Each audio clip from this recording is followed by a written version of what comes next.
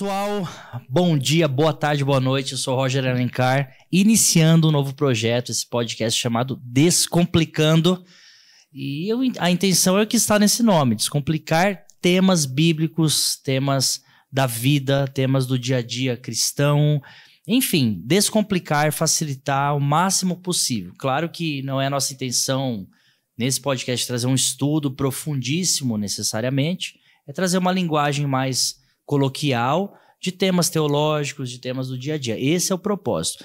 E nessa primeira edição, quem está nos apoiando e vai apoiar até o fim, assim espero, é o A3B Produções, na pessoa do Bruno, do André, que tem nos ajudado há muitos anos já, e agora com esse novo projeto, que na verdade é um novo projeto para vocês, mas é antigo já, e Deus permitiu acontecer. A 3B Produções, deixo minha gratidão, vale a pena, eles fazem produções de vídeo, imagem, som, edição, assim, fantásticos. Fórmula A Cosméticos também, que tem apoiado aí, nos ajudado nessa jornada. Quero agradecer também a Fórmula A Cosméticos, cosméticos profissionais para salões de beleza. E, por fim, a Comunidade Cristã Genuína, que está cedendo esse espaço para nós, para a 3B Produções poder produzir aqui, juntamente comigo, Roger Alencar. Então eu quero agradecer ao pastor César Cavalcante, a pastora Vanessa, enfim, a todos os membros da Comunidade Cristã Genuína. Inclusive, esse podcast está sendo transmitido tanto no canal da Genuína quanto no meu canal.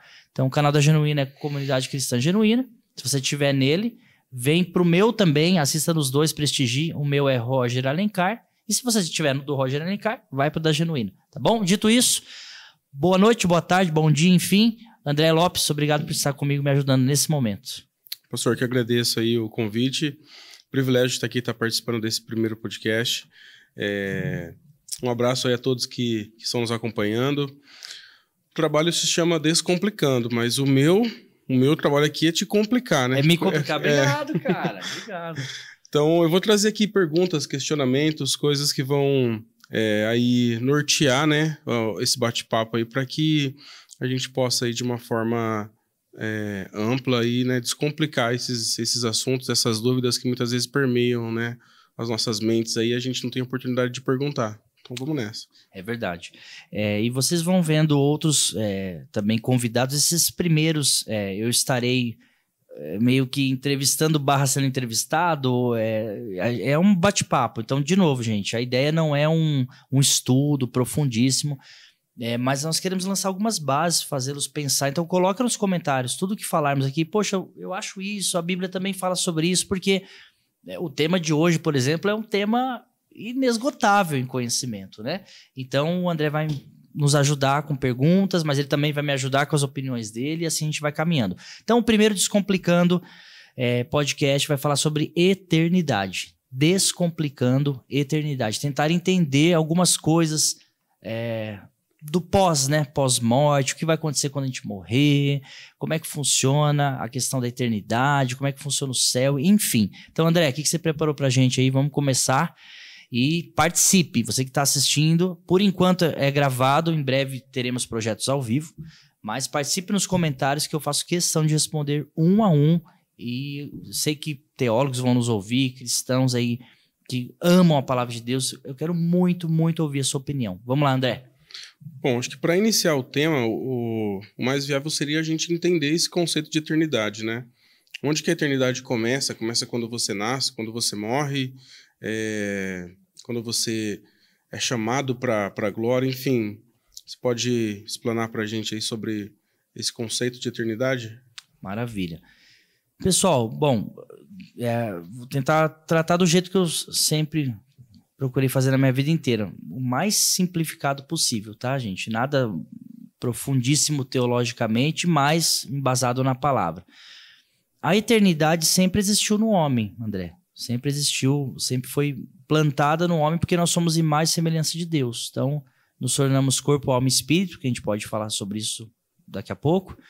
E a eternidade sempre esteve em nós. O que aconteceu é que Eva e em seguida Adão pecaram, comeram do fruto proibido, e a morte, a finitude chegou ao homem no corpo, porém não na alma e não no espírito, que é o que a gente pode tratar.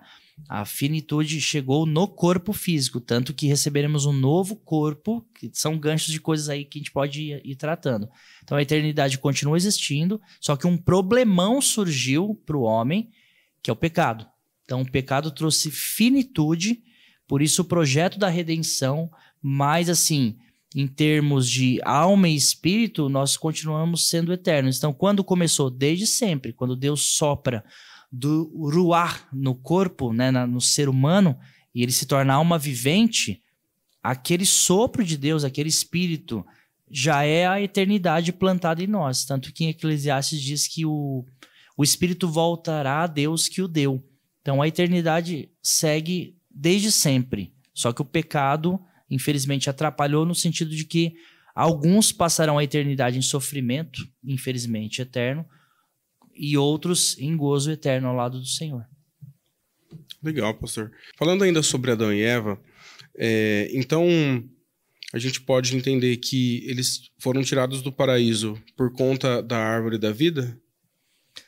Isso, e até se... Olha que interessante, quando Adão e Eva pecam, não sei se vocês já pararam para pensar sobre isso, Deus não só puniu eles, ele também foi gracioso, cara.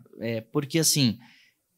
Quando existem algumas árvores lá, poderiam comer de tudo, exceto do fruto do conhecimento, que o dia que comer, morrerá. Eles comeram, então foi revelado a nudez, o pecado, nasce ali, beleza. Aí, se você prestar atenção lá em Gênesis, Deus fala assim, vamos tirá-los do jardim, colocar querubins com espada flamejante, porque se eles continuarem no jardim, eles podem comer do fruto da árvore da vida e viverem eternamente numa condenação, porque não tinha havido uma redenção ali naquele momento. Então Deus, talvez você nunca parou para pensar desse lado e acha que ao Deus expulsar o homem e a mulher do jardim, André, foi só punição. Pode até ter o cunho ali de punição, mas também foi graça. Porque se eles continuassem lá, eles poderiam tomar do fruto da árvore da vida. Essa árvore, ela aparece lá em Apocalipse de novo, ela continua ali, na verdade. Sim. E se eles comessem, viveriam eternamente naquela punição do pecado. Não daria para imaginar os desdobramentos. Então Deus protegeu-os, na verdade. Interessante, né? Você disse que, então, o corpo, que a alma e o espírito são eternos. Sim. O corpo, apesar de morrer, quando nós fomos ressuscitados com Cristo, ele não vai ressuscitar também? Interessante essa pergunta. Muito, muito interessante. Vamos tentar entender um pouquinho, gente. De novo, de uma maneira descomplicada. Pastor, você falou ali, ele não entendi muito bem. Não descomplicou para mim. Coloca aí nos comentários, a gente vai respondendo. Mas olha que interessante. Nós somos seres tricotômetros. Tricotômetros. É até difícil falar essa palavra. Corpo, alma e espírito, certo?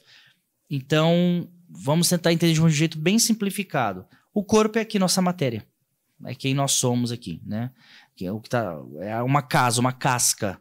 A alma, vamos colocar que ela é tratada na Bíblia como a vida, o coração, não coração órgão, mas as emoções. Quando você ouve uma bela canção ou assiste um filme emocionante, você chora, aquilo toca na sua alma, nas suas emoções. E o espírito é o ruar, né? O vento de Deus, o sopro de Deus que nos fez tornar a alma vivente. Então uma coisa está vinculada na outra, mas são três coisas diferentes. Assim como a Trindade. Pai, Filho e Espírito Santo é Deus em três pessoas, triunitária. É muito interessante. Um dia a gente pode falar sobre Trindade. O ser humano também, cara, é triuno. Ele é corpo, alma e espírito, mas ele é um ser humano. Então, estou dando essa volta para dizer assim, gente, esse corpo nosso, baseado na pergunta do André, ele é finito, porque o pecado veio e nos corrompeu. Então, em 1 Coríntios 15, vale a pena ler o capítulo inteiro, tem um momento que fala do corpo, que é corruptível, será revestido pela incorruptibilidade. Ou seja, o nosso corpo corruptível, ele vai perecer na terra, vai ser comido, inclusive, só que ao ressuscitar aquela semente, e o Coríntios fala sobre uma semente, que esse corpo nosso, gente, que o pessoal é tão vaidoso e faz tudo por ele, a Bíblia trata como uma pequena semente, que vai ser plantada literalmente na terra, na morte, e na ressurreição vai renascer como um corpo glorioso. Eu tava até conversando com o André aqui, sei lá, você pega uma semente, eu sei que tá um pouco extenso, tá? Mas segura aí comigo. Você pega uma semente, por exemplo, de maracujá, sei lá. Eu amo maracujá. Você pega lá uma semente de maracujá. Quem é bom ali vai pegar aquela semente e falar, isso aqui é maracujá. Alguns vão olhar aquilo ali, poxa, uma semente pretinha, será que é maracujá? Será que é mamão? Não sei. Aquela semente plantada se transforma ali no maracujá vistoso, amarelo. Essa sementinha que se transforma numa grande fruta é o nosso corpo quando ele morre e ele ao ser ressuscitado, ele vem como um corpo glorificado, extremamente mais potente. Então, enfim, essa aqui é uma carcaça que é uma semente só. E isso está em 1 Coríntios 15, leia com calma, posso ler depois também, se desejarem. E ele vai se transformar no corpo glorificado. E a alma e o espírito acompanhará para voltar a Deus, e enfim, alguns para danação, outros para salvação. Seria como se fosse assim, se nós nos transformássemos ou voltássemos a ser aquilo que Deus primeiramente tinha programado, projetado para nós, como se fosse assim o plano inicial de Deus para nós sermos como homens. Talvez seria isso, esse corpo glorificado, nós vamos voltar ao que era para ser originalmente? E eu acredito nisso. A Bíblia não deixa isso tão claro. Para mim até deixa, porque o 1 Coríntios 15 fala nitidamente que esse corpo é finito porque a morte veio. A morte veio e trouxe finitude ao nosso corpo. Então, o que passou a ser mortal vai se revestir da imortalidade na ressurreição. E o que passou a ser corruptível por causa do pecado vai se revestir da incorruptibilidade. E a Bíblia segue dizendo em 1 Coríntios 15, tragada foi a morte na vitória. Olha que interessante. Então, a morte vai ser tragada. A morte vai morrer, cara. A morte vai morrer. Louvado seja Deus. Glória a Deus. E Apocalipse 20, a morte vai ser lançada no lago de fogo. A morte vai morrer. Entende? Então, sim, eu acredito que a nossa verdadeira identidade ainda será revelada. A gente vai falar mais sobre isso também quando chegar lá no Tribunal de Cristo. Sim, vai ser revelada no advento da ressurreição, cara. Bom, então não é o mesmo corpo, mas em relação à idade, por exemplo, uma pessoa que morreu velha, ela vai receber um corpo velho, sei lá, ela vai como que vai ser no céu? Ela vai ter, a gente vai falar do céu mais pra frente, né? Mas em relação a esse corpo glorificado, será que ela vai ter essa mesma identidade que ela tinha aqui, em relação à idade? Então, a Bíblia diz que no céu não se casa nem se dá em casamento. Esse padrão aí de não se casa, não se dá em casamento, para mim serve para tudo. Não se tem idade específica. Isso é uma noção humana e também finita. Eu não sei se Adão e Eva, se eles não tivessem pecado, se eles teriam idade ou cronologia necessariamente. Por que vai haver, André, o fim dos tempos, por exemplo? Por que vai finalizar? Porque, infelizmente, o pecado corrompeu e vai precisar ter novos céus e nova terra. Assim, essa questão de idade não vai existir porque não vai existir cronologia. Não vai existir igual... O envelhecimento eles estavam focando aqui a câmera na né? gente, até me desculpa, porque eu falei, tô ficando mais velhinho, vou fazer quarentinha, umas ruguinhas que eu não tinha, olho inchadinho, coisa... A gente tá indo embora, velho. Mas não vai ser assim lá. Lá, como eu te falei, isso aqui nós é uma sementica, cara, que vai ser semeada na terra na morte, e ao ressuscitar, vai vir um maracujazão, vai todo mundo meio que no padrão, assim, vamos entender assim. Então é um corpo glorificado que não se apega a velhice ou idades. Vai ser a gente, porém não com essa fisionomia finita e desgastada, entende? Eu enxergo assim, eu sei que o pastor falou, mas porque é complexo. Mas vamos lá, não te cortando. Vamos fazer uma analogia. Quem a gente tem como referência de corpo glorificado na Bíblia? Pensa aí você na sua casa. Jesus, cara. Jesus, ele é o primeiro que ressuscita para nunca mais morrer, que eu me lembre. Ressuscitar mas no caso de Jesus é o mesmo corpo, né? Tanto que então, ele mostra as feridas ali, né? Sim e não. Olha que interessante. Olha para você ver como o corpo glorificado me parece não seguir padrões de semelhança. Eu sei que é complexo, mas vamos lá.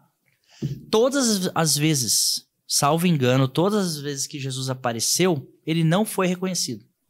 Não foi. Aí eu sei que existem... Eu mesmo já preguei sobre isso e não está errado, mas...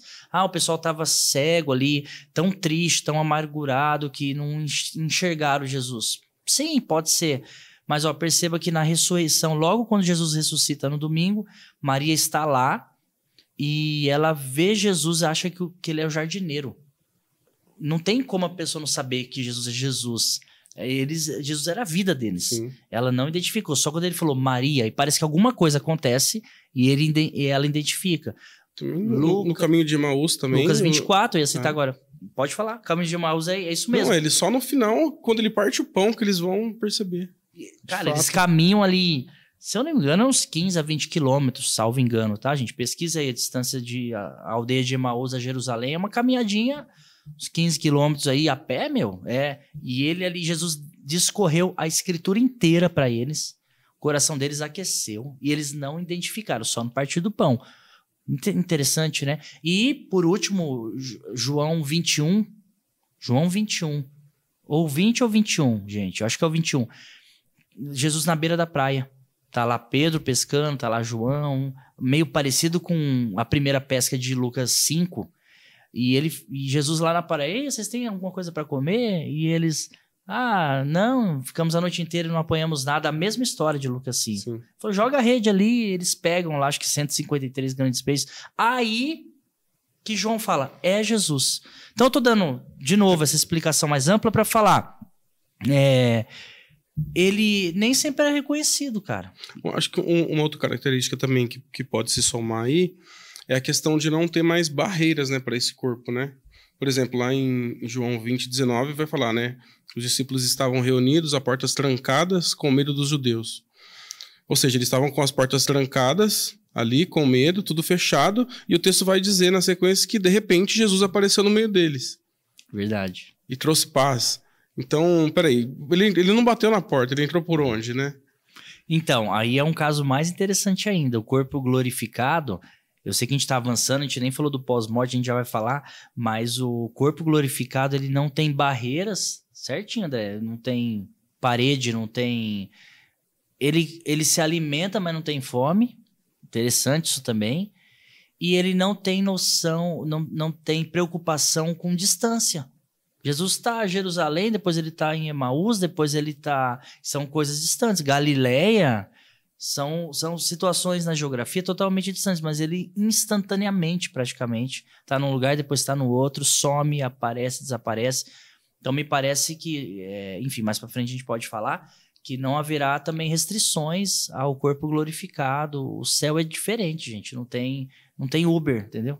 Não tem ônibus, não tem táxi, não tem... eu vou ali e já volto. Não, você, de repente, está ali já. É interessante. Legal. Bom... Até que isso aconteça, a alma dorme? Existe essa questão do sono da alma? Essa doutrina é bíblica?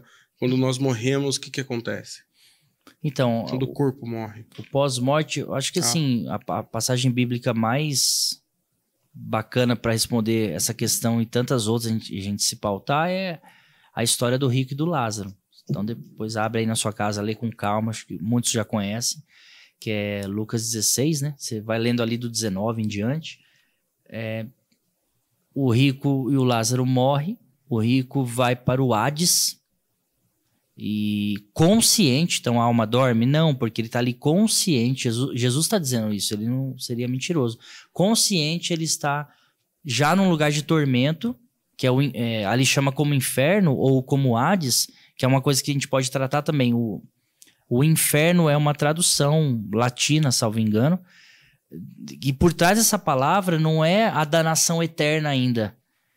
Inferno pode significar tem alguns significados, como por exemplo, um deles, o Hades, que é uma preparação, vamos colocar assim, é um lugar já de tormento, de consciência, não estão dormindo, e essa galera estará aguardando o julgamento do trono branco lá de Apocalipse 20. Ao passo que o céu também, o paraíso, na verdade, Lázaro é lançado ao seio de Abraão, está no seio de Abraão, no lugar de delícias e de alegria, aguardando também a volta de Cristo. Mas eles estão conscientes, cara. Mas é só um purgatório? Não. Porque o purgatório católico, com devido respeito aos católicos, defendem que ainda há chance no pós-morte, a chance de salvação, dependendo das rezas da galera que está viva. E a Bíblia não fala sobre isso. Pelo contrário, uma prova é o próprio Lucas 16, 19. O rico, cara, ele tá ali com sede, desesperado, ele fala, pelo menos molhe o dedo. Eu tô morrendo de sede, então ele tá em agonia. Ele fala, deixa eu voltar para falar para meus parentes que é verdade. Então, o Abraão nem consegue dar água para ele, fala, não, há uma distância entre nós, não é possível, nem permite que ele volte, então isso já quebra também a questão espírita de que alguém volta para se comunicar, isso não é possível no pós-morte. Então, a consciência não pode voltar, e quem morre sem Jesus, ninguém quer assustar ninguém, mas é a verdade, é a Bíblia, já começa a sofrer desde já, cara. Então é como se fosse E o purgatório, a gente pode falar também, tem mais um porquê do purgatório que tem a ver com o tribunal de Cristo. É algo equivocado aí da parte católica, né? Como se fosse um pré-céu e um pré-inferno, então é tipo assim, porque ali a gente não pode considerar como céu, como paraíso. Isso. E também nós não podemos considerar como o lago de fogo. Não, isso, muito bem, porque vamos falar da parte do inferno. O Hades é um lugar de sofrimento, é o lugar dos mortos, que morrem sem Deus. Mas esses mortos, a Bíblia diz, salvo engano, é Apocalipse 20 também, que esses mortos serão... O inferno dará aos mortos, então esse Hades vai dar aos mortos na hora do julgamento, e eles, o diabo também, a morte, todos vão ser lançados num lugar eterno de sofrimento que é o lago de fogo. Então, ao passo que quem está no paraíso, mais um que estava no paraíso, o ladrão na cruz. Jesus fala, hoje mesmo estará comigo no paraíso. Ele não fala, você vai morrer e um dia, em algum momento da história, quando eu voltar, você vai para o paraíso. Ele fala, hoje. Então ele está dizendo, hoje... que a gente está morrendo aqui, nosso corpo, lembra? Nossa sementinha tá morrendo. Hoje você já vem glorificado comigo no paraíso com consciência. Então, sim, já é um lugar de delícia. O paraíso lembra a palavra parque. Então, é um lugar de delícias, de diversão, de felicidade, sem lágrimas, sem dor, conforme Apocalipse 21. E aguardando também o reinado milenar de Cristo e a salvação eterna. Pastor, você comentou sobre o lago de fogo. É fogo mesmo? Literalmente é fogo, como se fosse uma fornalha onde as pessoas vão ficar ali queimando eternamente e não vai consumir o corpo. Como que é isso? Então, me parece que é fogo mesmo. É que é difícil, quando nós falamos de elementos eternos, tentar comparar aos elementos humanos, vamos colocar assim. Existe uma figura de linguagem ali, mas é sofrimento. Eu acredito que o maior sofrimento no inferno e depois no lago de fogo é a ausência de Deus, cara. Esse é o maior sofrimento.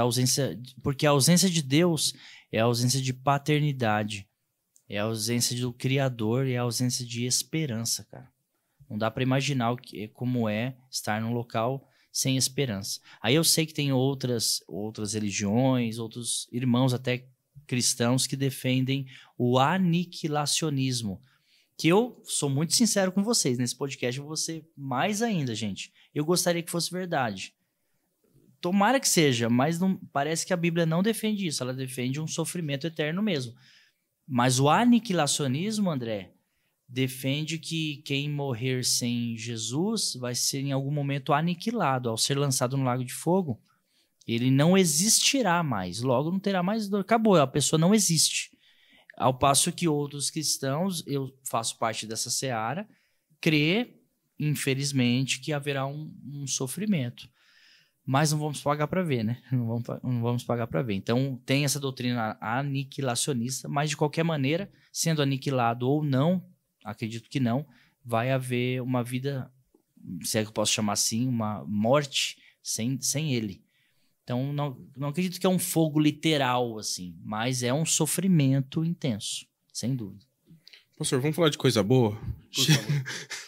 Porque eu quero estar do outro lado. Mas vamos guardar a fé. O pessoal brinca muito. A Bíblia diz de Deus não se zomba, cara. A eternidade, ela é real, cara. Ela é real. Vamos lá. É verdade.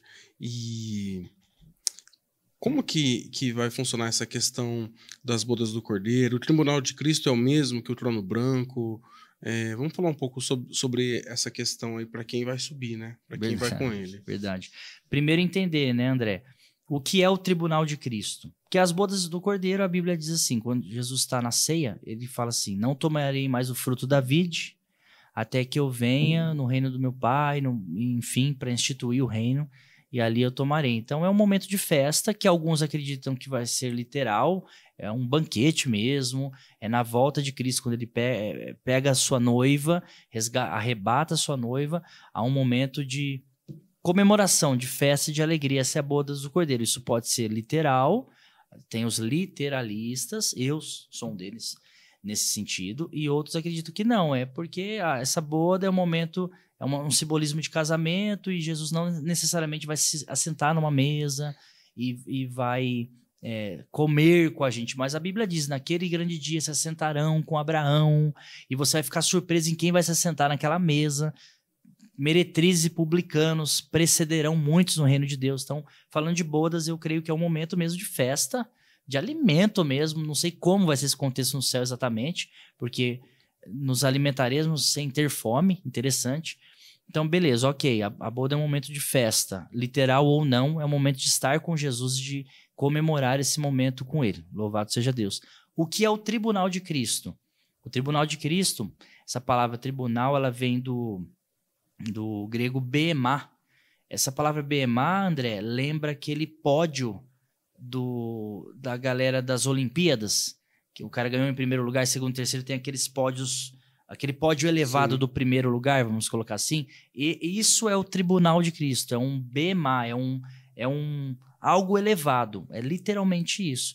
E a Bíblia diz em Apocalipse 22 que Jesus está com um galardão para entregar a cada um a recompensa, segundo a obra que foi feita. Então, existe algo importante para ser feito nesse período de festa, que é Jesus recompensar os seus pelas obras feitas. Então, é fato que obra não salva, tá, gente?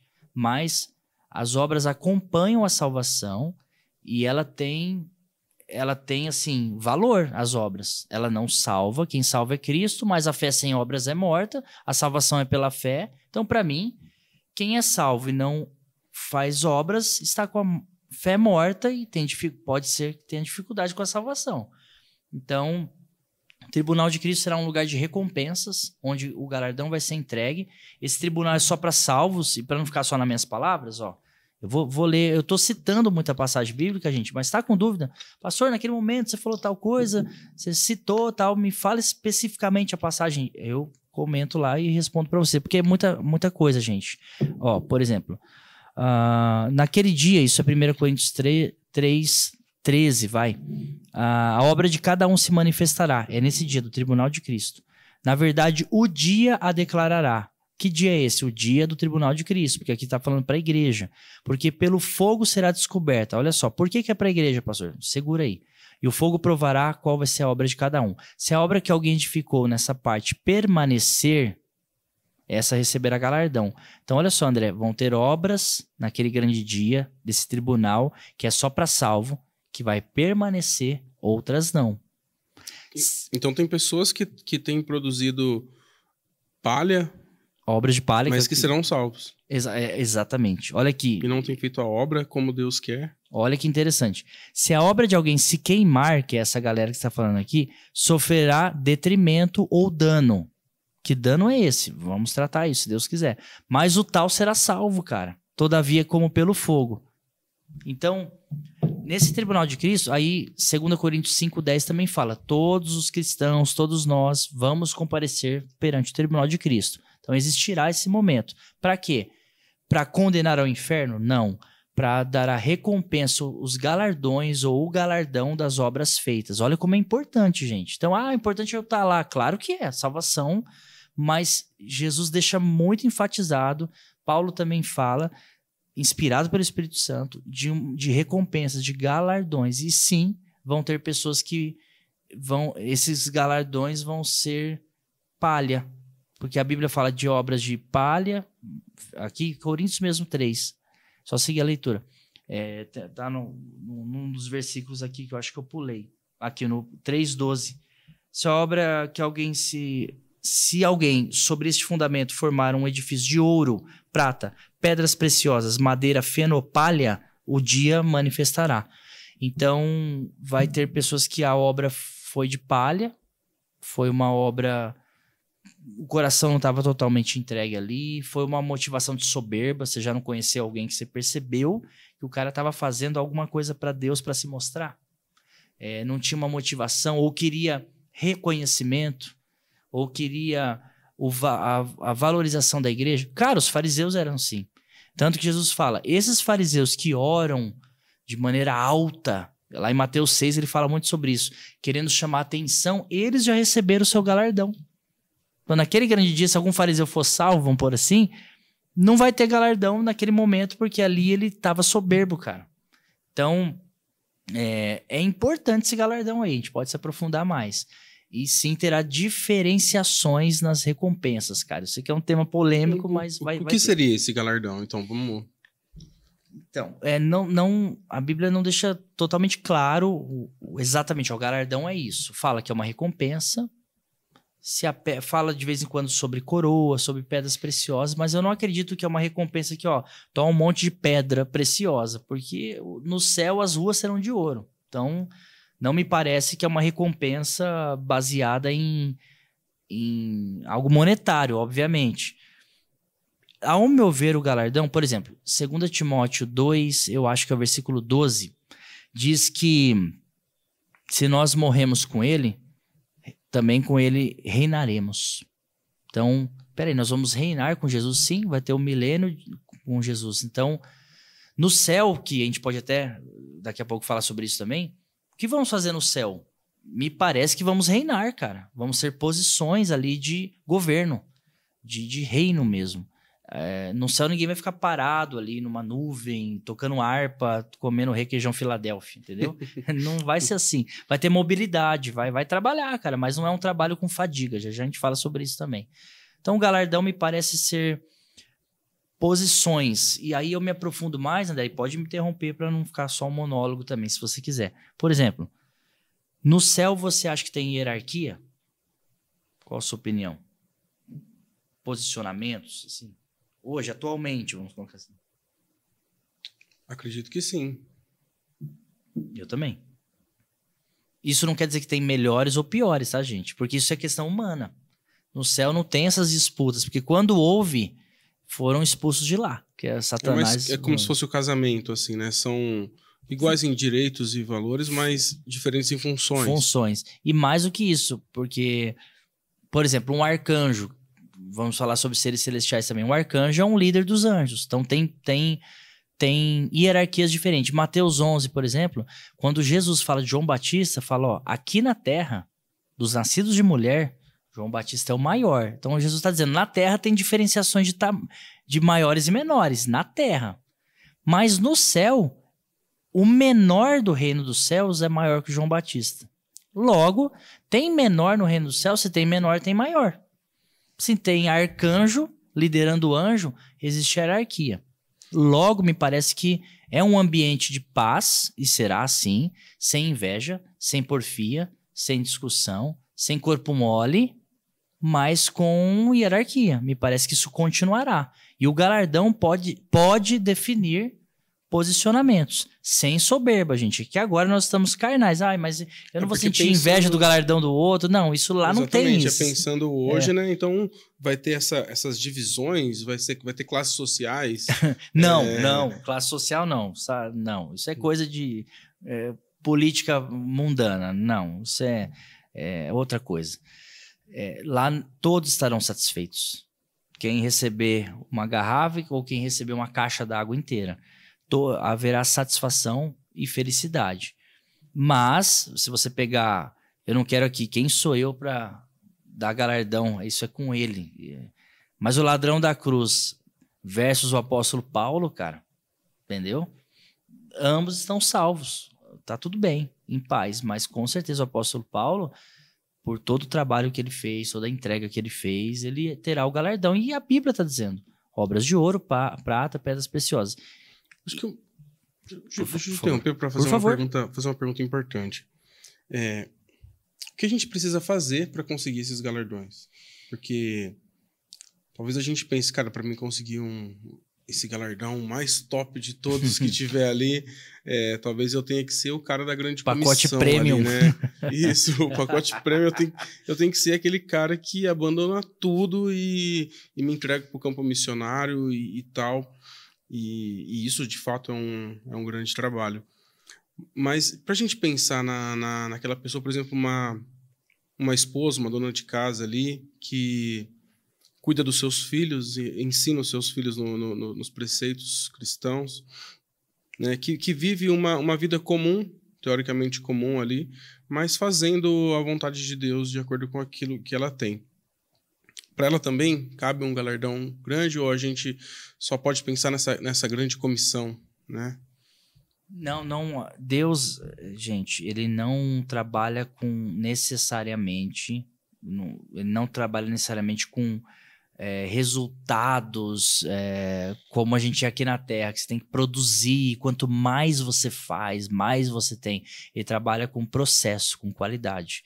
Então, você falou de uma mulher que cuida dos seus filhos com esmero, com amor, com dedicação. Grande será o galardão dessa mulher. Por quê? Aí vamos para a Bíblia. Lembra da oferta da viúva, cara? Jesus fala, observe a galera no gasofilácio. Tinha gente com pacotes de moeda entregando lá, ou com um bezerrão lá, um gado cevado e não sei o quê. E veio uma mulher com uma moeda.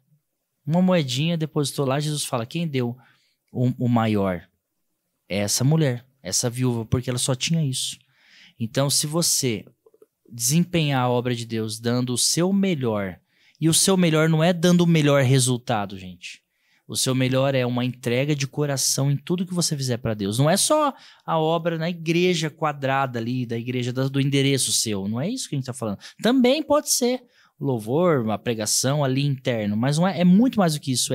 Quer comais, quer bebais, façais qualquer outra coisa, faça para a glória de Deus. Como você compra, como você vende, como você trata os outros, o que você faz quando ninguém está te vendo, como você é em tudo. Isso, eu acredito que Deus vai ter um filtro, e esse fogo que fala em Coríntios, que vai provar sempre as nossas intenções. E o galardão virá pela saúde de verdade do que foi feito. Lembra em João 4, para não finalizar, mas para passar para você a palavra um pouco, João 4 diz que o Senhor está em busca de verdadeiros adoradores, que o adorem em espírito e em verdade. Então o negócio é fazer de verdade. O que você faz, me ouça em nome de Jesus, você aí na sua casa, André, enfim, serve para mim também. Faça de verdade, cara. Se você estiver mal naquele dia, fala, Senhor, hoje eu tô mal, eu nem queria estar aqui, mas eu vou fazer de todo o meu coração e vencer a minha carne. Seja verdadeiro, porque ele já sabe mesmo. Então o galardão ele passa por isso, pela verdade. E, enfim, tem mais coisa aí, mas pode falar. Bom, eu não queria entrar nesse tema sobre a escatologia, mas nós precisamos, assim, entender... Mas saindo do galardão? Desculpa te cortar. Não saindo assim. Na verdade, é pra gente entender a cronologia, quando isso vai acontecer. Ah, tá. Legal. Então, eu sei que entra um pouco na questão da escatologia, né? Mas tem como a gente trazer aí um pouco de esclarecimento em relação a essa cronologia, quando tudo vai acontecer e tal. Ah, tá, entendi. Antes, então, desenhar uma cronologia é difícil. Eu não tenho essa competência, mas vou tentar descomplicar isso. Mas, pessoal, estudem, que é muito legal.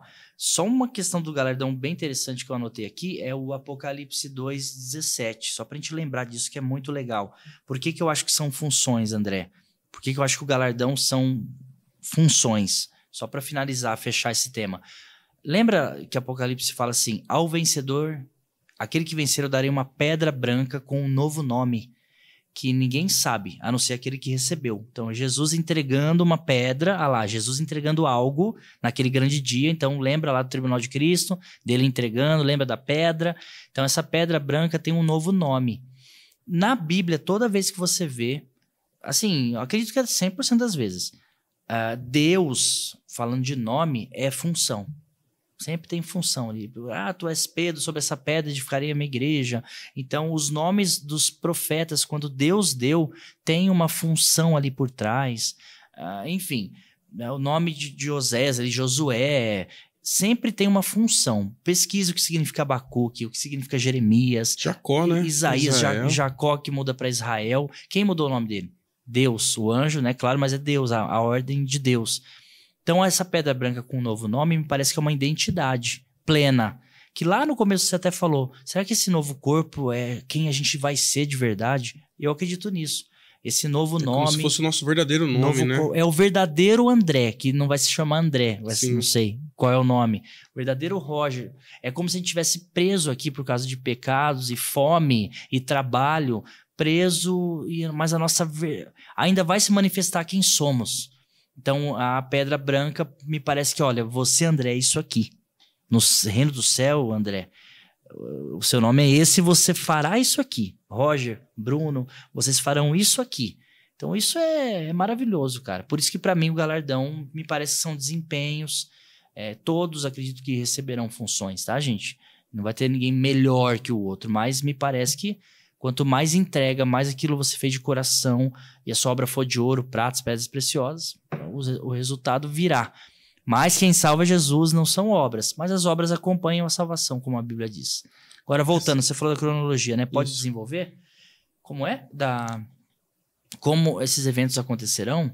Isso, uma cronologia, assim, pra gente ter mais ou menos uma ideia de... Peraí, morri... Ou Jesus voltou, e aí vai ter o tribunal de Cristo, vai ter o julgamento, depois vai ter o milênio, depois vai ter isso.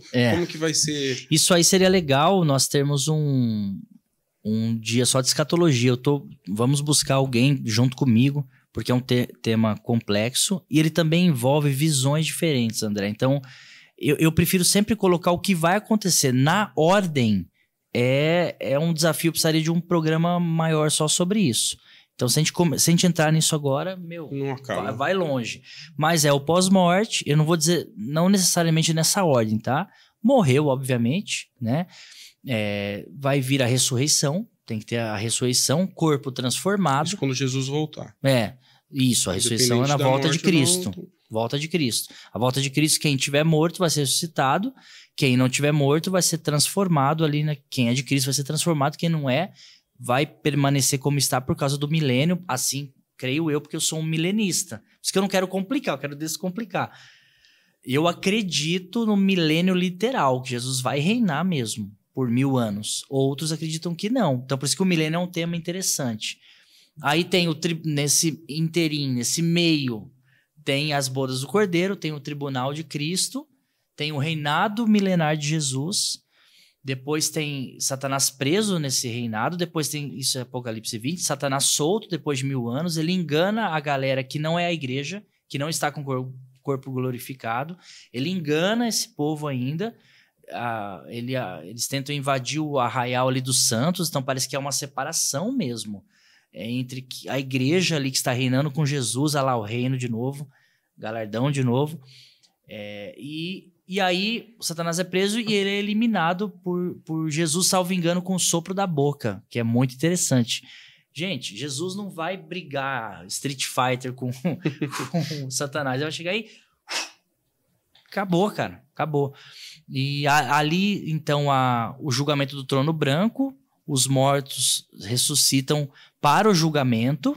A igreja já está lá. O julgamento do trono branco é para os ímpios. Para os ímpios. Boa também, que eu acho que a gente pulou essa, né? Falamos do tribunal de Cristo para os salvos. Apocalipse 20 de novo fala sobre o 20, versículo 11, eu acho. Julgamento do trono branco. Esse é para os condenados. Ali não tem chance de salvação, né? Não tem. Inclusive o purgatório que nós estávamos falando, o pessoal usa o tribunal de Cristo, esse fogo que vai provar as obras para dizer, tá vendo? Naquele dia tem pessoa que vai se queimar ali, mas vai se salvar. Não, o tribunal de Cristo é focado só para os salvos. Quem morre sem Cristo, conforme Lucas 16, não adianta chorar ali, o rico tentou voltar, não deu. Eu não sei se está confuso, está muita coisa ao mesmo tempo, gente. Ao mesmo tempo, A nossa ideia é descomplicar, mas aqui é um tema, escatologia é um tema profundo e eu não tenho também competência tanta assim para explanar tudo. Então a gente vai trazer mais pessoas e vai ser muito gostoso. Então, o julgamento do trono branco, André, nós participaremos, cara. Até pra gente entrar agora no negócio de anjo, vai ser legal. A Bíblia diz em 1 Coríntios 6 que nós julgaremos o mundo, isso é 1 Coríntios 6, nos primeiros versículos, versículo 2, 3. E nós julgaremos o mundo e os anjos.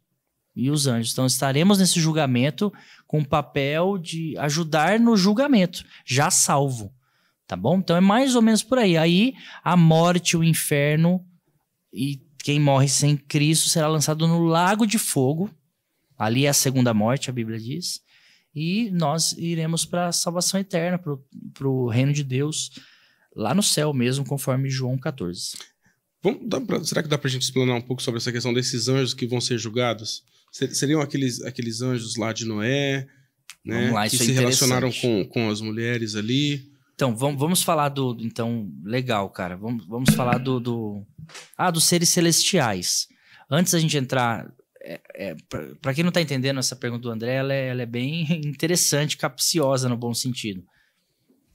Quem são os filhos de Deus ali em Gênesis 6? Lembra? Gênesis 6, antes do dilúvio, fala assim: naquele tempo em que os filhos de Deus entraram, ou seja, se relacionaram sexualmente com as filhas dos homens. Então, tem filho de Deus, filha dos homens.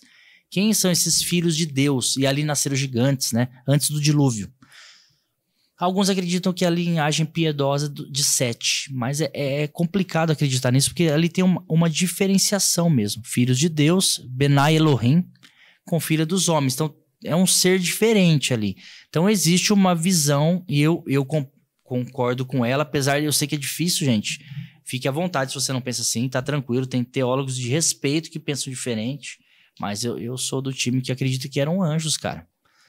Lá em Ló, em Gênesis, quando vai um anjo lá na casa de Ló, os caras querem violentar esse anjo, o povo mau lá quer violentar eles. Então, o anjo parecia que ele era como um homem ali, certo? Então, por exemplo, vou citar algumas passagens bíblicas pra gente tentar entender essa questão. Vou ter que ler algumas bem rapidinho aqui, gente. Eu sei que o horário vai se avançando, mas vale a pena. Olha só. 2 de Pedro 2,4. Porque se Deus não poupou aos anjos que pecaram, então tiveram anjos que pecaram, mas havendo-os lançados no inferno, os entregou a cadeias de escuridão, ficando reservados para o juízo. Então tem anjos presos. Mas esse inferno é o Sheol, não é? Não, aí que é uma outra tradução. Esse inferno aqui é o Tártaro. É uma prisão exclusiva, vamos colocar assim, de prisão de... Como é que fala? De segurança máxima dos anjos que pecaram. Então vamos lá. Quem são esses anjos que pecaram? Aí a gente pensa assim, pastor, são o anjo caído lá junto com o diabo. Não, porque está dizendo que eles estão presos. O diabo e seus anjos estão soltos, gente. Soltinho da Silva. Tanto que eles estão agindo no mundo, o mundo jaz do maligno. A Bíblia diz que o diabo opera nos filhos da desobediência, então opera lá. O diabo e seus anjos não estão nessa história aqui, não. Eles estão soltos. Quem são esses anjos presos aqui? E eu continuo a leitura. 2 de Pedro 2,5 agora. E não perdoou ao mundo antigo, mas guardou a Noé. Então eles estão falando de anjos que pecaram e falou da época de Noé. A 8ª pessoa que pregou a justiça ao trazer o dilúvio sobre o mundo. Então vamos lá. Tem anjos presos no Tártaro. Essa palavra aparece uma vez só na Bíblia, é um rapax legomenon, né? Aparece uma vez só. E ele tem anjos presos lá, fato. Não são demônios, os demônios, a terça parte lá do diabo. Tem uma galera presa. Quem são esses anjos? Aí, por exemplo, 1 de Pedro, volta lá para... Estamos em 2ª, volta umas páginas. 1 de Pedro 3,19. Jesus foi e pregou aos espíritos em prisão. Me parece que foi quem está em prisão. Os únicos presos são esses anjos. Então Jesus foi lá anunciar algo para eles. A ressurreição de Jesus não é pregar para eles serem salvos. É anunciar, é falar que eles vão aguardar o momento do julgamento. Quem são esses espíritos de prisão? 1 Pedro 3,20. Olha lá. os quais noutro tempo foram rebeldes, quando a longanimidade de Deus esperava nos dias de Noé. Olha aí a história de Noé de novo. Enquanto se preparava a arca, na qual poucas pessoas, isso é, 8 almas, se salvaram. Então, de novo, Pedro repete que essa galera que está presa, que são esses anjos, foi por alguma coisa que aconteceu na época de Noé. Aí em Gênesis 6, lá em Noé, o que aconteceu na época de Noé? Os filhos de Deus, Benai Elohim, entraram, se deitaram, transaram, desculpa a palavra, mas é isso, com as filhas dos homens, e nasceram gigantes. Por fim, André, se não fica extenso, Judas 1,6. E aos anjos que não guardaram o seu principado, mas deixaram sua própria habitação, reservou na escuridão e em prisões eternas até ao juízo daquele grande dia. Então quer dizer que os anjos em Judas está dizendo que eles não guardaram sua própria habitação. Está querendo dizer assim, o seu jeito de ser anjo. E ao vir na Terra, de alguma maneira, talvez aconteça um antropomorfismo, sei que é uma palavra difícil, mas deles realmente se tornarem homens ali, porque eles eram confundidos como homens. Alguns pecaram nesse sentido sexual com mulheres. Essa é uma visão baseada em todos esses textos. Eu acho difícil ser diferente disso, apesar de ser difícil de conceber a situação. De fato, esse é um tema muito extenso, né? Muito extenso. Tá gravando tudo isso aí, Bruno? Que essa aí a gente tem que fazer um corte só disso, ó, galera do corte.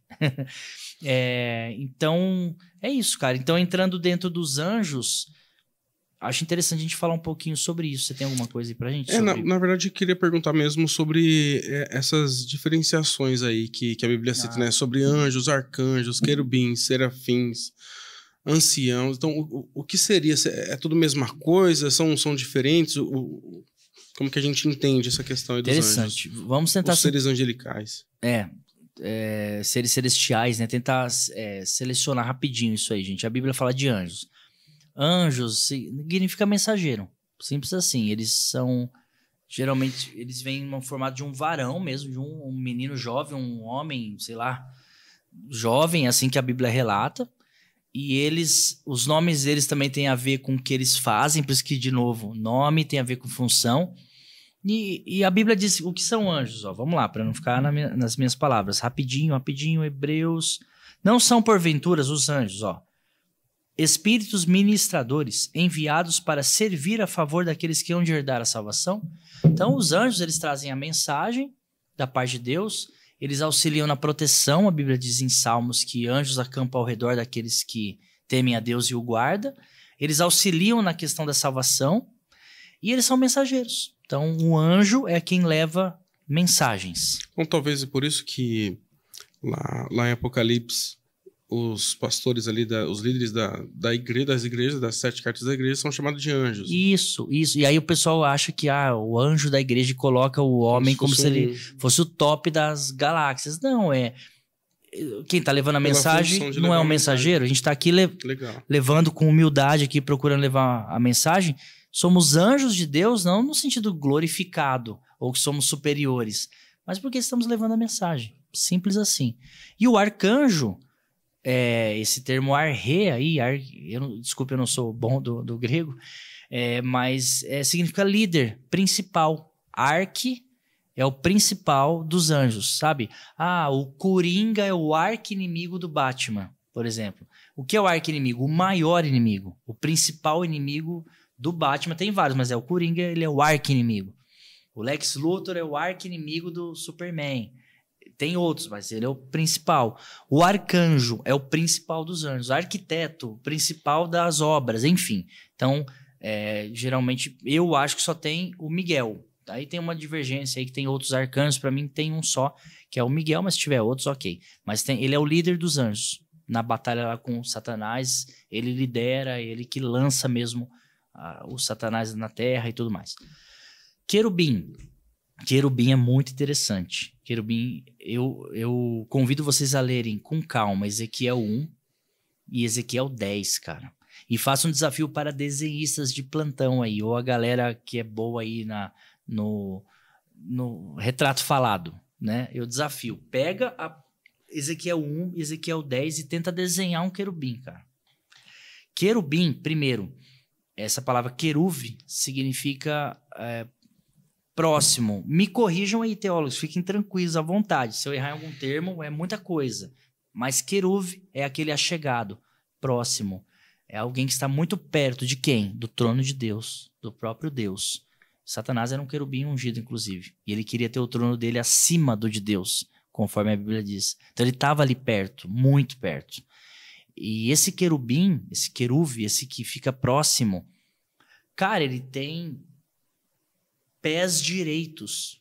Lê lá, ele tem vários pés só direitos. Ele tem asas e olhos entre as asas. Ele tem roda. Roda? Roda. Lê lá, roda. Roda, ele gira, ele está sempre no sentido certo do negócio. Ele tem 4 faces. Tanto que ele também aparece, esse querubim, como 4 seres viventes.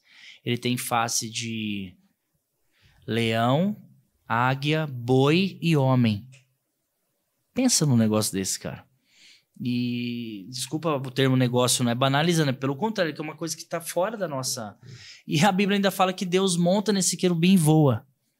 Entende? E ele fica ali no trono. É ele também, esse querubim que protegeu ali o Éden. Ou esses querubins, porque querubim, esse final im do hebraico é plural. Então, querubim eu acredito ter mais de um, por causa desse im, assim como serafim.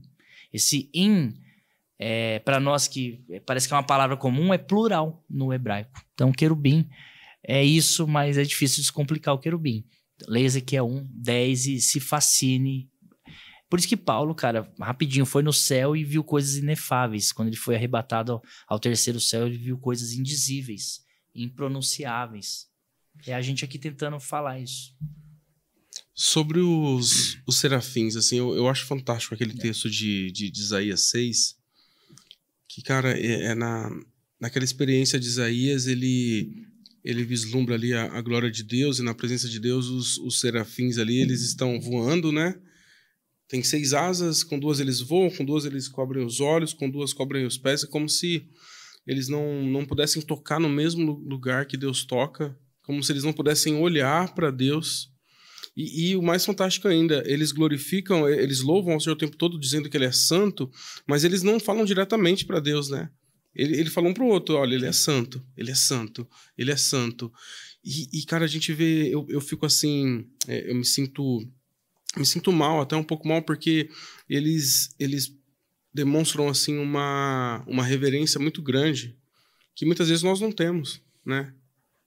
E uma pergunta que eu quero fazer a partir disso: por que Deus acabou escolhendo a nós e não os serafins, né? Ou os outros anjos que têm uma reverência tão maior do que a nossa, né?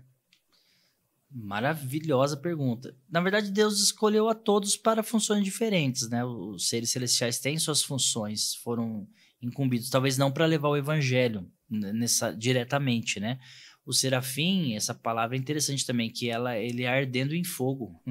Ardendo em fogo. E por que ardendo em fogo? Porque eles estão próximo ao trono de Deus, cara. E eles se cobrem, né? E o glorifica. Então, realmente, seu raciocínio é interessante. Às vezes nós não damos o valor na honra que é ser o único ser que foi criado à imagem e semelhança de Deus, que Deus não criou nem esses seres, nem o querubim, nem o serafim, que é um ser tão maravilhoso, à imagem e semelhança dele. Só nós. Por quê? Porque Deus aprove ele, por amor, fazer isso. Só pode ser amor, não tem outra explicação, porque nós não somos capazes. Somos, assim, misericórdia, né? Então, cara, ele nos escolheu por amor. Foi a função nossa sermos como ele e levarmos o evangelho para os próprios seres humanos. Um exemplo disso em Atos é a conversão de Cornélio. Um anjo aparece para o Cornélio e fala: Cornélio, isso eu acho que é Atos 10. Suas esmolas foram ouvidas, tá tudo bem, você vai saber mais de Deus, mas não é por mim, não. Chame Pedro, um anjo, cara. Ele chega e fala: chama Pedro, ele que vai te falar. Aí o Pedro vai até lá, tem dificuldade ainda de falar, porque o cara não é um judeu, e Pedro ainda estava aprendendo esse negócio de que o evangelho está além de etnias e tudo mais, enfim. Então é um privilégio que nos foi dado, que nós não merecemos, mas porque somos imagem e semelhança dele, E aprove Deus ser assim. O único ser, imagem e semelhança de Deus, que tem o ruá, o sopro do próprio Deus. A essência de Deus dentro de nós. Né? Somos nós. Os anjos são criados por unidade, inclusive. São criados não de uma mesma matriz, vamos por assim. Anjo é anjo, arcanjo me parece que é arcanjo, serafim. Nós somos de uma mesma matriz, Adão, que veio de quem? Do sopro do próprio Deus. É uma honra. Né? Uma honra que talvez a gente não valorize. Se não for a misericórdia de Deus, cara. Por isso que talvez o inferno foi criado, cara. Porque depois de todas essas benesses, essa graça e pessoas virarem as costas pro Senhor, se não quer o Senhor, vai viver oposição a ele, então. Sim. Entende? Bom, falamos de anjos, arcanjos, querubins, serafins e anciãos. Então, os 24 anciãos é também um dilema. Alguns dizem que representa ali o Antigo Testamento e o Novo, fala-se muito de 12 tribos, fala-se muito dos 12 apóstolos, falam de tronos que vão ter lá, inclusive Jesus parece mostrar que os apóstolos sentariam em tronos. Então, há um embate sobre isso. Lá em Crônicas fala de uma matemática que tem 24 ali também, na adoração, e os 24 anciãos, a Bíblia diz que eles se prostam mesmo e rendem sua coroa. Então, não fica claro o que é isso. Eu, se puder dar uma opinião, mas é uma opinião só, porque é muito vago. Me parece que é uma representatividade realmente ali de Israel e da igreja. Talvez nos apóstolos, talvez realmente nas tribos, alguma representação assim. Então, mas nada concreto, tá? Nada. O 24 anciãos é um mistério. Coloque aí também nos comentários qual é a sua opinião sobre isso. É bem interessante essa temática.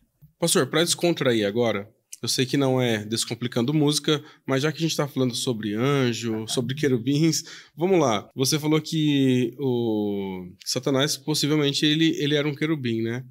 Mas ele era o líder do louvor no céu? Olha, se ele mexesse com música, cara, ele não tinha permitido o funk aqui embaixo, velho. Porque não é possível. O funk de hoje, o pancadão aí, porque nem música é, né? Não tem a junção de melodia, harmonia e ritmo, né? Então, se ele fosse da música, não é possível. Acho que ele ia falar, não esse pancadão, esse tchá-tchu-tchu aí não dá, não. Não dá, nem eu aguento. Porque, pelo amor de Deus, mas enfim, um dia a gente vai falar sobre isso. Não deixa claro a Bíblia não deixa claro, se você não concorda, coloque aí nos comentários, que ele era um líder do maestro musical lá no céu, não deixa nada claro. Diz que ele era um querubim, e querubim, todos adoram a Deus lá, mas não necessariamente querubim mexe com música, ele tem diversas outras funções, e... Então, ele não diz, a Bíblia fala que ele andava em pedras afogueadas, justamente, ao meu ver, porque estava perto do trono, e que ele sim tinha um querubim é um cargo, me parece que uma hierarquia elevada, sim, mas em música, essa associação, de verdade, eu nunca entendi o porquê se fazia essa associação.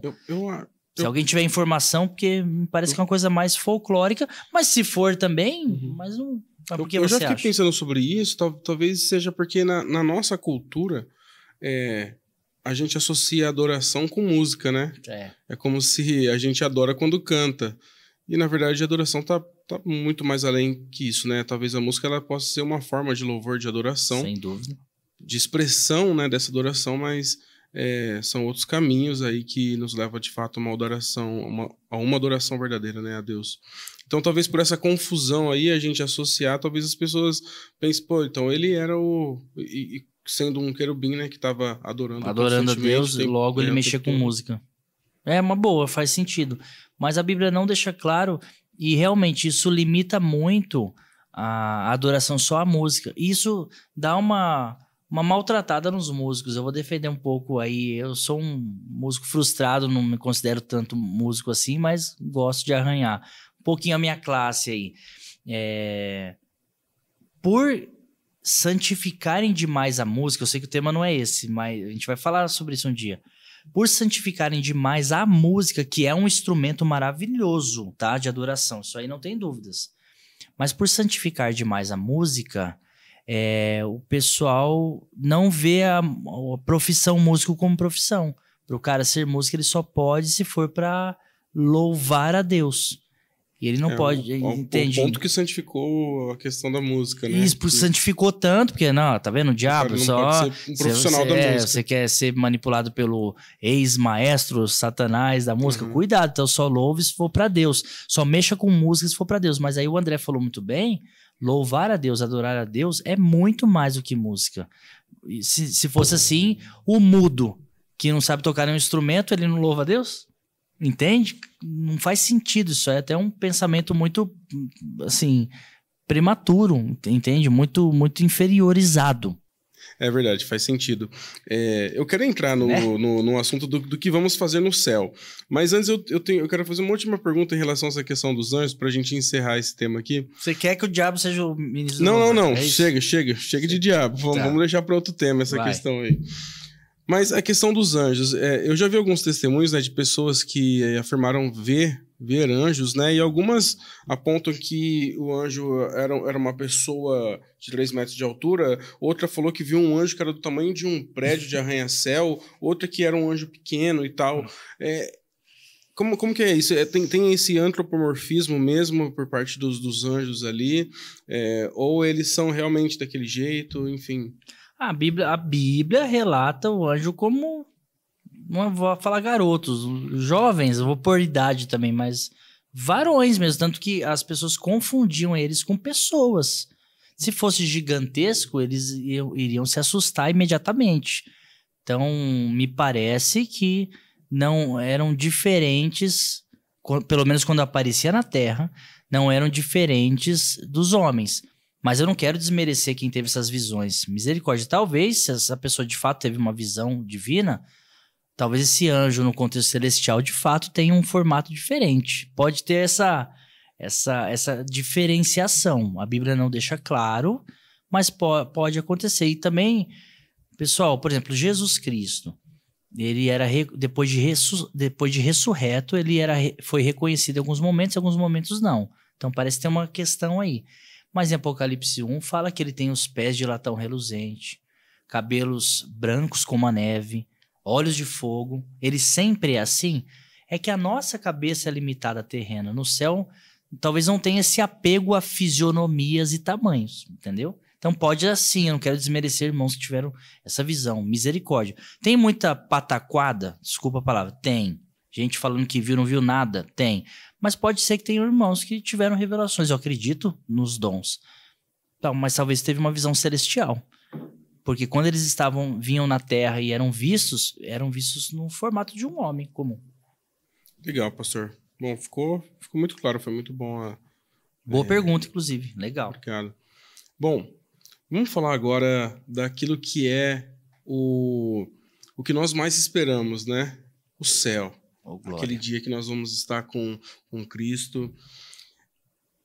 O céu é na terra? O céu é no céu mesmo ou é na terra? O céu é na terra? Entendi, mas eu tô entendendo, tô brincando, mas tem algumas, assim, vertentes que vão dizer que vai ser aqui, né, o céu. Esse céu mesmo que nós entendemos que nós vamos passar a eternidade. Enfim, como que é isso? Vai ser lá mesmo? A geografia do céu. Então, isso também, não quero fugir da pergunta, mas isso puxa lá a questão de milênio, isso puxa... Mas vamos lá, vou passar a minha opinião, meus irmãos. Sintam-se à vontade para discordar. A ideia é descomplicar, tá? Mas também não quero ser absolutista. Mas eu vou falar o que eu penso. A Bíblia diz de novo céu e nova terra, André. Então, realmente aqui mesmo, que a terra parece que vai ser regenerada. E vai haver um novo céu, nova terra. Quando? Na minha opinião, no milênio. No reinado de Cristo. Ele vai vir e a Bíblia diz que o Messias restauraria todas as coisas. Esse restaurar é a nossa salvação. Esse restaurar é a própria terra que já está gemendo, continua gemendo, sofre como dores de parto, aguardando a redenção. Que redenção vai ser essa? A redenção de Cristo, gente, é tão forte que ela não vai só redimir a nossa alma, vai redimir o planeta, cara. A fauna, a flora, vai redimir tudo. Então, vai acabar o sofrimento do planeta. Que a gente está vendo, né? Quantas catástrofes, né? Catástrofes. Então, haverá um novo céu, nova terra. Na minha opinião, esse período de novo céu, nova terra é o milênio, literal. E depois da batalha com Satanás, não é nem batalha, enfim, que Satanás vai ser lançado no lago de fogo e tal. A Bíblia diz em 1 Coríntios que... Leia com calma 1 Coríntios. Tem um versículo lá bem quietinho, que ninguém percebe. Que Jesus vai entregar o reino ao Pai. Então, olha que interessante. Ele está reinando, ele entrega o reino ao Pai. Dá uma lida lá, é muito interessante. Depois eu posso achar o versículo, mas dá uma pesquisada aí. E aí sim vai haver o que diz em João 14. Jesus fala, eu vou para o meu Pai, não se turbe o vosso coração. Na casa do meu Pai, que já não é novo céu, nova terra, está falando lá do terceiro céu, onde o trono de Deus. Há muitas moradas. Se não fosse assim, eu não vos teria dito, vou preparar-vos um lugar para onde eu estiver, vocês estejam comigo. Eu levarei vocês para mim mesmo. Então, me parece que reinaremos com Jesus, o reino milenar, nesse novo céu, nova terra, e posteriormente viveremos uma situação de eternidade. Já desde o milênio, a igreja já está, não vai mais, já está glorificada, já está numa eternidade, mas terá o terceiro céu junto com Deus Pai. Essa é uma das visões, mas eu sei que tem outras, tá bom? Então, haverá uma realidade de talvez 1000 anos literais, ou não, mas um período de reinado de Cristo nesse novo céu, nova terra, que é a terra mesmo restaurada, e a eternidade completa no terceiro céu, que é uma outra realidade posterior. Eu vejo assim.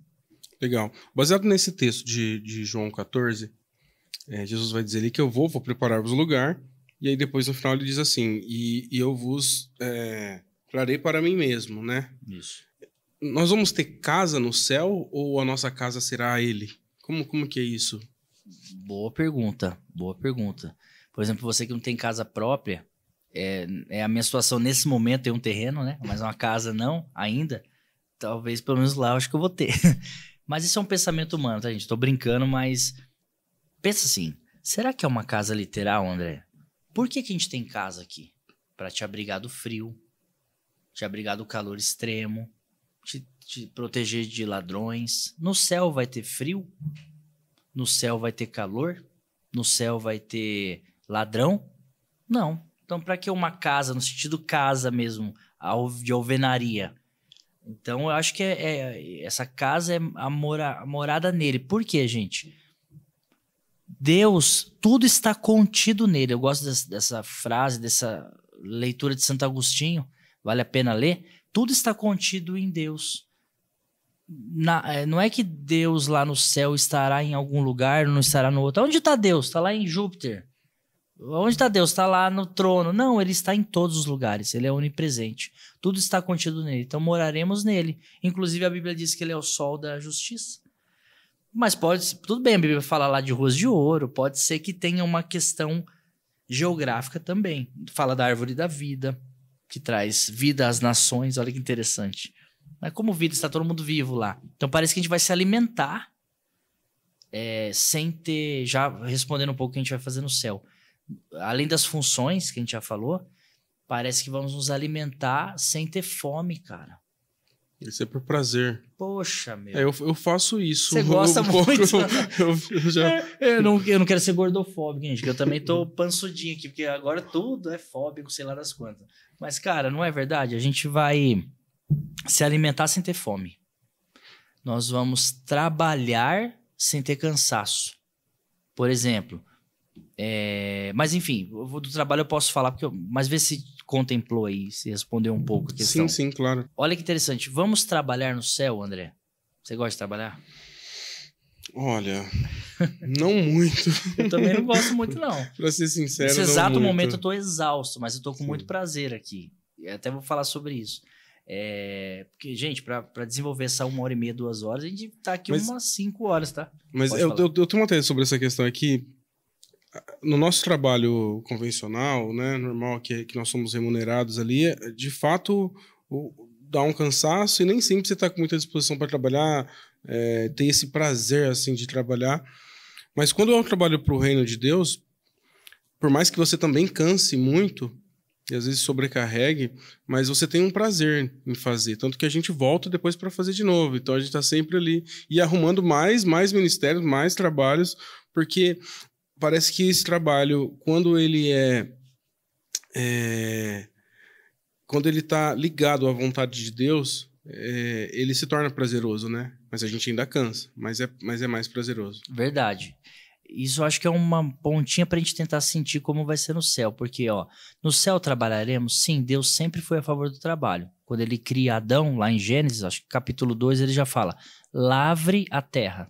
Vai lá e vai capinar lá a terra. Só que como Adão era perfeito ali, não tinha queda, não tinha o pecado, ele não se cansava, mas ele tinha o prazer da labuta.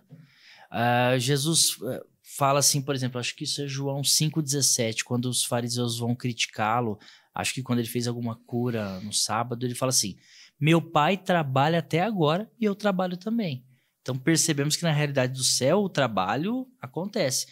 E Apocalipse 14:13 fala que nós descansaremos das fadigas, dos trabalhos, que é fadiga.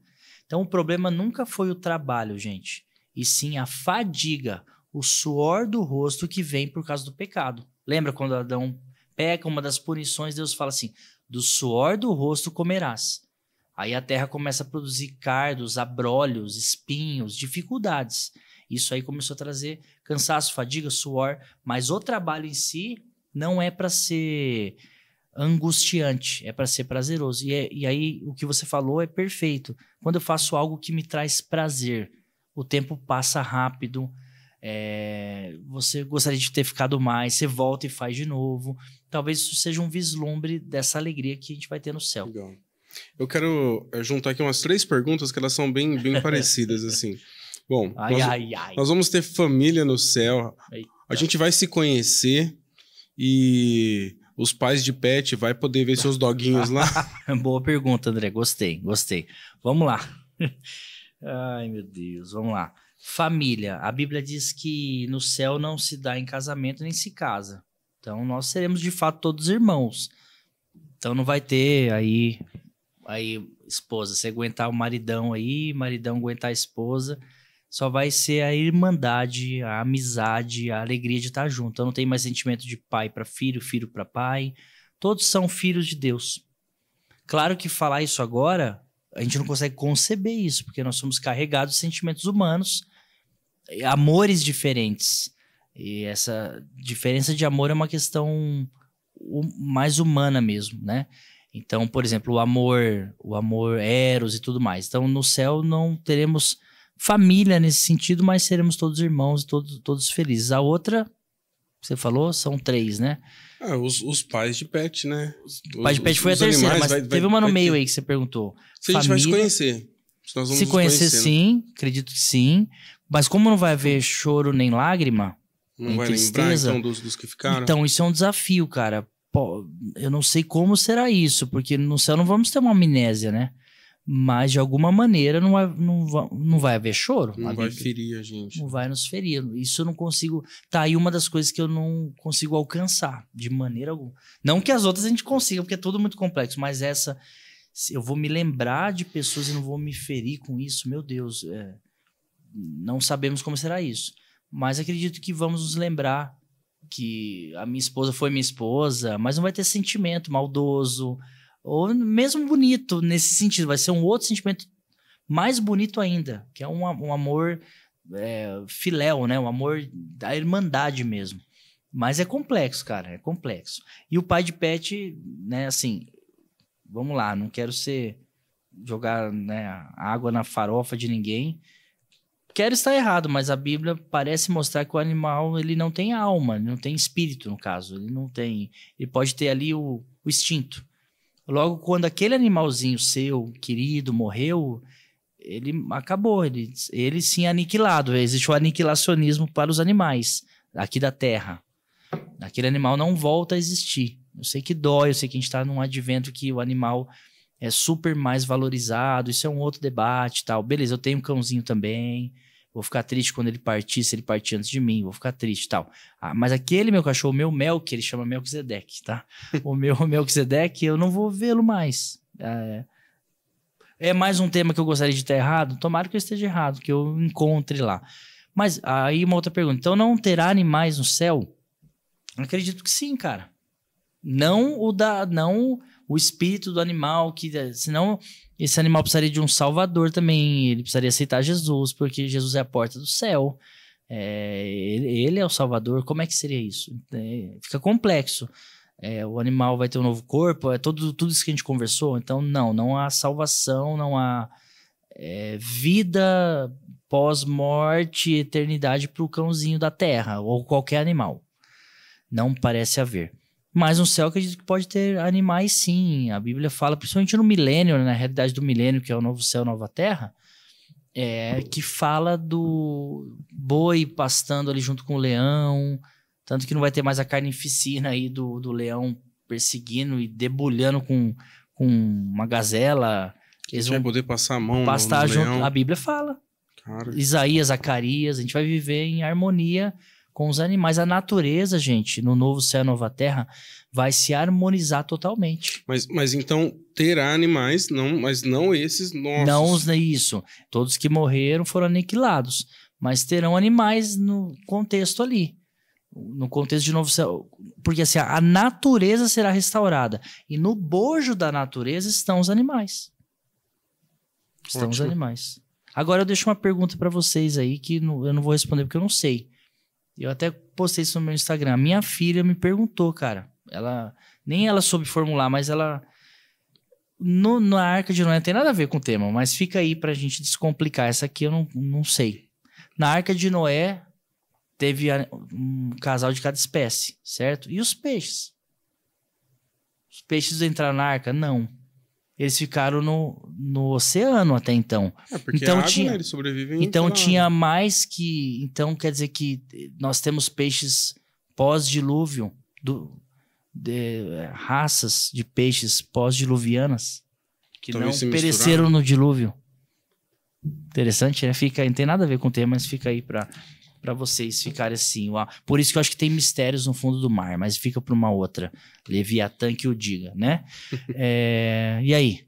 Pastor, para a gente já caminhar para o final, eu queria fazer mais umas 3 perguntas assim também. Mais 3 perguntas juntas, porque elas também são Brunão, bem seu similares sócio aí. aí. Tá que tá aí. A 3B Produções, teologia pura. Bora. Bom, a gente tem essa imagem de céu, assim, tudo muito perfeito, né? Como você comentou numa outra oportunidade, né? Aquele comercial de margarina, né? Aquela coisa do anjo tocando ali e tal. Filadélfia. E assim, parece ser tudo tão perfeito no céu. E é claro que não vai ser, mas a gente pode pensar, será que não pode chegar a ser tedioso, né? Porque depois de um tempo, né? Se ficar só naquela rotina que a gente imagina esse céu, né? Como a gente imagina o céu, assim, de uma forma mais simplória, né? Porque aqui na Terra, as maiores alegrias e satisfação que nós temos, ela se dá através das frustrações, das dificuldades. Então, você tenta alcançar algo e não consegue. De repente, você realiza aquele sonho, aquele objetivo. Então, você sente uma alegria. Aquela conquista torna muito mais valioso, né? E automaticamente a vida fica mais dinâmica. E no céu, como que vai ser essa questão? Né? Será que nós vamos governar outros planetas? Vai ser algo dinâmico? A gente vai voar? Ou a gente vai ficar lá só, né, ali do lado do anjo enquanto ele toca a harpa? Não, vamos lá. Primeiro, a questão da completude. Você relatou um sentimento humano que eu compartilho e todo mundo compartilha, a não ser que tenha um ET aqui, né? A gente sente necessidade de se completar. Por que eu fico feliz quando eu realizo algo e isso fica dinâmico? Porque eu tô sempre vazio de alguma coisa. Sempre. No céu estaremos todos cheios, plenos e completos. Então não haverá mais uma busca de uma completude porque está tudo cheio. Se esse copo de água está cheio, eu não preciso de mais nada. Não preciso de mais nada. É que a gente não sabe o que é isso. Isso a gente não sabe o que é, completude. Talvez um momento de muito êxtase que você teve na sua vida, aqueles poucos segundos, pode ser uma fração do que... Sei lá, quando você viu seu filho, sua filhinha, você pegou... Quando eu vi minha filha que ela nasceu, foi uma felicidade, assim, que também foi poucos segundos, que logo ela foi pra UTI, entendeu? Já acabou na hora ali, já foi um choque, porque essa é a vida humana. No céu não, vai ser aquela sentimento de ver o filho nascer, por exemplo, eternamente. Sem lágrimas, assim. Então há tédio lá. Ponto.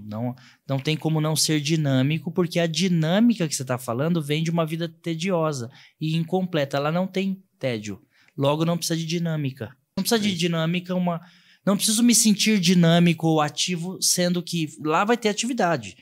Mas não para nos manter dinâmico ou não nos deixar entediados, mas é porque não há mais tédio. É que a gente não sabe o que é isso. Sim. Entendeu? Agora, vamos voar. Cara, eu acho que é mais do que isso. Aí é uma opinião. Vamos lá, ó. Conjectura. Loucuras do Roger aqui, mas com uma certa base. Vamos lá.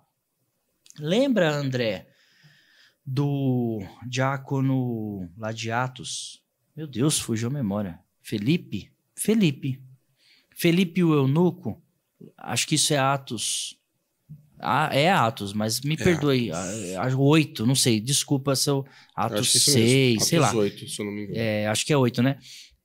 Esse Felipe, ele tá lá pregando pro eunuco, numa carruagem lá, tudo lá.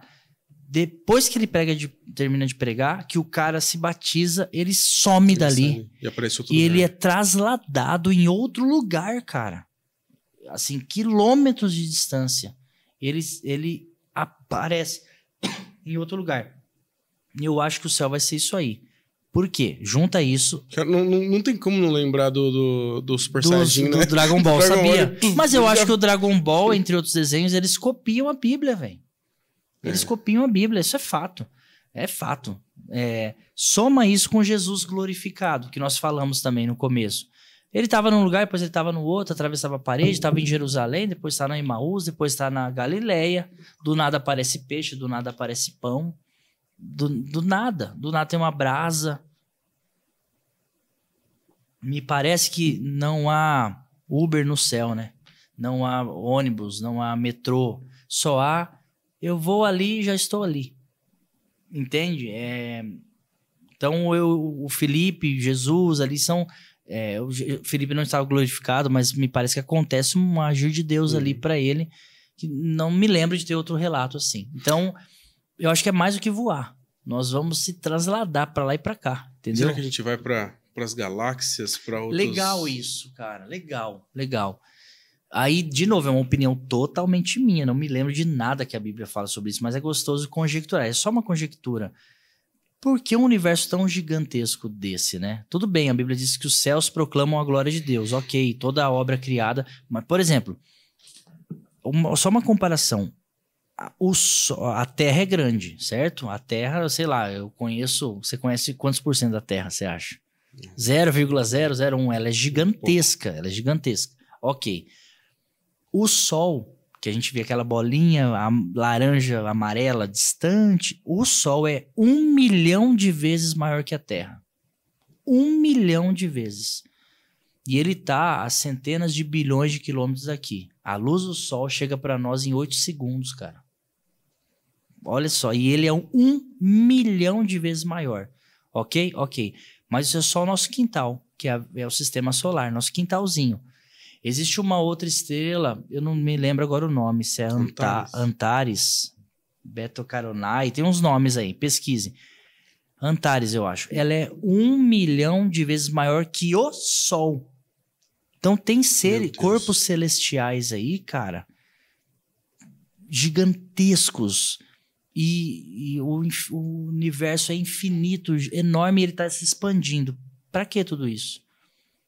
Então, será que no novo céu e na nova terra, nesse céu cósmico, que seria o segundo céu, será que não vai ter alguma questão ali, alguma...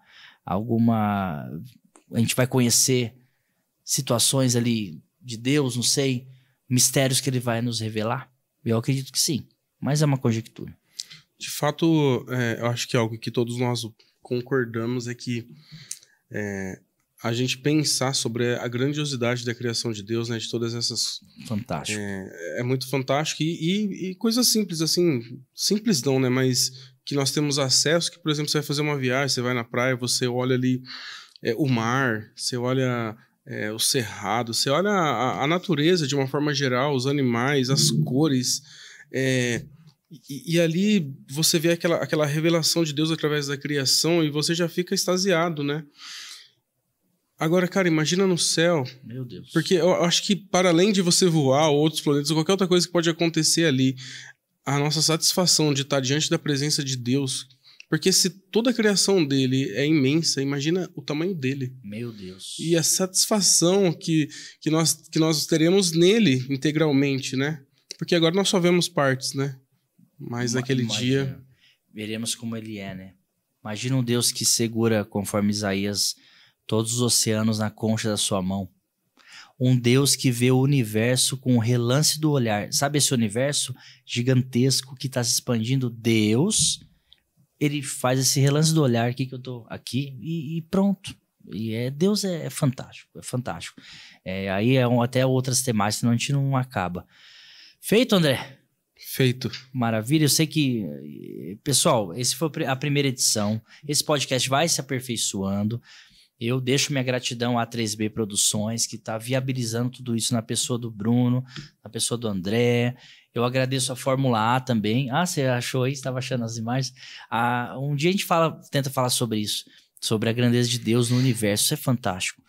Agradeço aí Se quiser colocar, você colocou as comparações. Peraí, gente, isso aqui é legal. Eu já finalizo com os agradecimentos. Se tiver fácil aí, Bruno, muito legal. Olha as comparações, né? Tá fácil aí? Olha lá, ó, gente, não sei se tá dando para enxergar. O Sol. Olha lá, ó. O Sol, olha o tamanho. E esse Sol, ele é 1 milhão de vezes maior que a Terra, tá bom?